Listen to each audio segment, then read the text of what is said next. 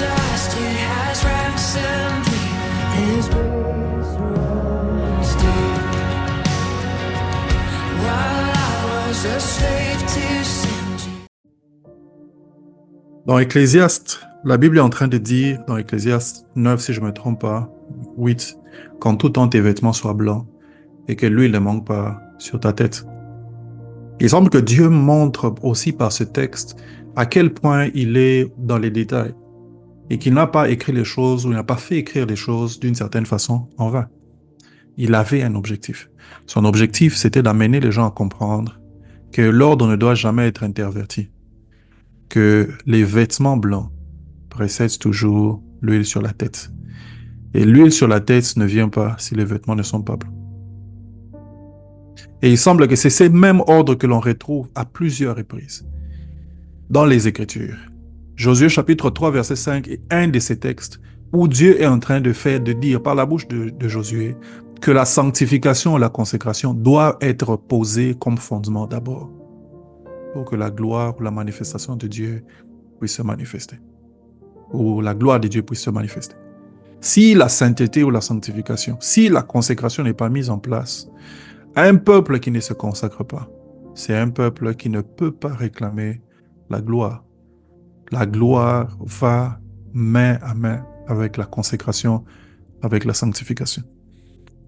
Une consécration personnelle d'abord, une consécration de groupe ensuite, mais une consécration sans réserve devant Dieu. Sanctifiez-vous, car demain l'Éternel fera des prodiges. La preuve que tu attends des prodiges ou la preuve que tu t'attends à ce que Dieu agisse, c'est que tu te sanctifies. Ta sanctification, c'est une prophétie, n'est-ce pas, des prodiges qui vont arriver dans ta vie. Ta consécration est une prophétie que Dieu va agir en ta faveur. Une femme qui se consacre, qui se sanctifie, c'est une personne qui a préparé le terrain pour que Dieu puisse descendre. Dieu veut des gens qui se consacrent. Dieu veut des gens qui se sanctifient. Ainsi, nous devons rétablir cet autel qui est l'autel de la consécration. Et nous devons sans cesse remettre en question où est-ce que nous en sommes nous-mêmes par rapport à Dieu quand il s'agit de cet aspect de la consécration. Nous ne devons pas être ceux qui cherchent la gloire sans avoir préalablement préparé le terrain par une vie de consécration, par une vie de sanctification. Bien souvent, les gens qui se consacrent véritablement sont des gens qui n'ont pas besoin de faire un certain type de prière. Parce que Dieu descend déjà avant qu'eux-mêmes n'aient fait ou dit quoi que ce soit. Souvenez-vous de ce qui s'est passé à la consécration du temple de Salomon. La Bible dit déjà que la pensée avec laquelle le temple a été conçu, quand David était en train de dire qu'il voulait construire un temple pour Dieu. Et Dieu lui dit, non, toi tu ne vas pas construire ce temple pour moi, ton fils va le faire. Et quand David est en train de partir, il dit à son fils de le chercher, il dit, moi j'ai déjà mis de côté ce qu'il fallait. Il cite les choses qu'il a mis de côté pour Dieu. Et quand Salomon lui-même est en train d'arriver, il vient avec un cœur tellement humble. Il dit à Dieu, Seigneur, je n'ai pas la capacité de conduire ton peuple. Donne-moi juste la sagesse pour conduire ton peuple. C'est dans ce contexte-là que le temple a été construit, avec des dons faits avec beaucoup de générosité. David lui-même en premier, le peuple ensuite. Et son fils Salomon qui est venu a pu achever cet ouvrage. Et la Bible dit que lorsque le temple avait été construit et que l'on était en train de faire des offrandes, qu'on était en train de le consacrer, la Bible dit la gloire de Dieu est descendue à telle enseigne que les sacrificateurs ne pouvaient même plus entrer dans le temple pour tenir le service. Bien souvent, ceux qui ont préparé leur vie par la consécration et la sanctification n'ont pas besoin de faire un certain type de prière. Parce que ta consécration ou ta sanctification, c'est déjà une prière qui attire la présence de Dieu. Sanctifiez-vous, car demain l'Éternel fera des prodiges. La preuve que tu attends les prodiges de Dieu, c'est que tu es en train de te sanctifier.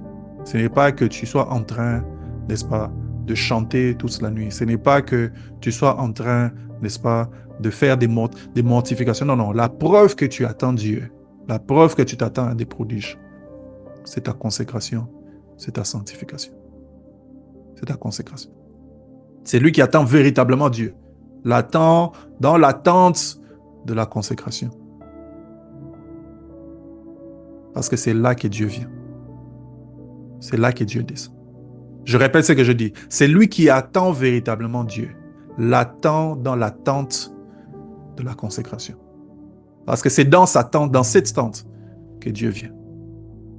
C'est là que Dieu vient. Sanctifiez-vous, car demain, l'Éternel fera des prodiges. La question, c'est réparateur des brèches. Sommes-nous en train de nous consacrer, de nous sanctifier comme des personnes qui attendons véritablement la manifestation de Dieu? Ou sommes-nous en train de vivre une vie comme tout le monde? Grande consécration, grande sanctification montre ta soif et ta détermination à voir Dieu. Les grandes sanctifications, la grande consécration montre ton attente et ta soif à voir Dieu. J'aime ce qu'un homme de Dieu a dit une fois, il a dit, la soif ne se cache pas. Quand quelqu'un a soif, vous le saurez. Quand quelqu'un a soif, vous le saurez. Une personne qui a soif va chercher de l'eau. Une personne qui a soif, vous verrez comment elle est déshydratée. Ça ne se cache pas. Quand on a faim, on a soif de Dieu, tu ne pourras pas le cacher. Tu ne pourras pas le contenir. Ma prière ce soir, c'est que réparateurs des brèches deviennent un peuple, des gens qui se consacrent, qui se sanctifient. Des personnes qui ont compris que notre sainteté, notre sanctification, c'est l'invitation que nous lançons à la gloire de Dieu. Les gens qui ont compris que se consacrer, c'est la plateforme qui attire la gloire. C'est la fondation de la maison qui s'appelle la gloire. La manifestation de Dieu. Et que nous puissions prier, chercher Dieu, avoir soif de vivre une consécration forte et profonde, comme des personnes qui nous attendons à Dieu. Vous savez, des fois, les gens de sacrifice que tu consens parlent de ce en quoi tu crois. Les sacrifices que tu consens parlent de ce en quoi tu crois. Si tu crois, n'est-ce pas, en une affaire, tu vas te sacrifier pour cette affaire. Tu mettras de l'argent, tu mettras du temps et tu vas te donner corps et âme. C'est comme ça qu'on peut savoir que quelqu'un croit en quelque chose. Si tu crois en la gloire de Dieu, si tu crois en la puissance de Dieu, si tu crois, n'est-ce pas, en cette gloire qui peut se manifester, on le verra par ta consécration, par ta sanctification. On le verra. On le verra par ce que tu es prêt ou prête à mettre de côté pour Dieu. On le verra par le langage que tu as, n'est-ce pas? On le verra par ton échelle des priorités. On le verra, n'est-ce pas, par tes actions, par ce que tu es en train de faire. On le verra par le temps que tu alloues à Dieu et à autre chose. On le verra, n'est-ce pas, par la passion que tu manifestes quand il s'agit de Dieu ou quand il s'agit d'autre chose. Vous savez, il y a des gens, lorsqu'on commence à parler d'argent, ils sont passionnés. Vous pouvez parler d'argent toute une nuit. Cette personne ne se fatiguera jamais. Mais c'est cette même personne qui n'arrive pas à tenir 30 minutes en train de parler de Dieu. On peut voir ta soif, on peut voir ta sanctification, on peut voir ta consécration, on peut voir, n'est-ce pas, ta passion. On peut le voir. Je peux me souvenir combien de fois je suis resté avec des frères en train de parler de la Bible et des versets, en les retournant à gauche, à droite, dans tous les sens, en ouvrant des dictionnaires, en allant, on n'y avait pas Google à l'époque. Pas parce qu'on allait prêcher, parce qu'on avait soif de comprendre, soif de connaître Dieu. Ta consécration te trahira toujours. Ta sanctification te trahira toujours. Elle parlera même quand toi tu te tairas. Elle dira des choses à ceux et celles qui sont en train de te voir et qui passent à côté de toi. Elle te trahira toujours. Elle montrera sa face d'une manière ou d'une autre. Ta sanctification et ta consécration te trahira toujours. réparateur des brèches, nous avons besoin de remettre l'autel de la consécration à sa place. Nous avons besoin de remettre cet autel à sa place. Je ne te dis pas ici de commencer à regarder à gauche et à droite et à te comparer à qui que ce soit et à chercher à faire plus pour avoir l'impression d'avoir fait ce qu'il fallait.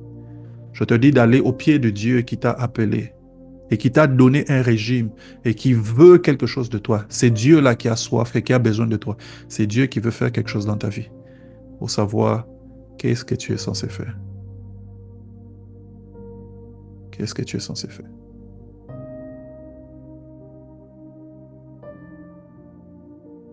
Sanctifie-toi. Car demain l'Éternel fera des prodiges. Sanctifie-toi. Car demain l'Éternel fera des prodiges. Josué le dit, ne le dit pas comme si c'était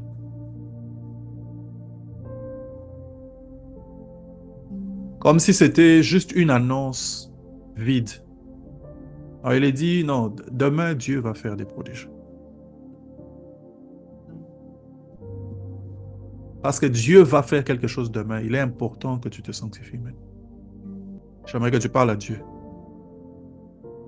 Dis à Dieu, je veux être à tes pieds. Je veux être à tes pieds maintenant que je serai en train de prier, mais je veux être à tes pieds après la prière. Je veux être à tes pieds quand je serai au travail.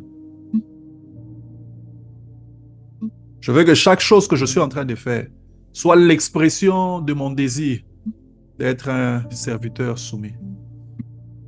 Que chaque parole que je prononce puisse manifester un esprit de soumission, un esprit assoiffé à toi, soifé de toi. Je veux que mes priorités parlent de toi. Je veux que mes priorités parlent de toi. Je ne cherche pas l'approbation des hommes. Je ne cherche pas que quelqu'un me voie. Je veux que toi, tu me voies.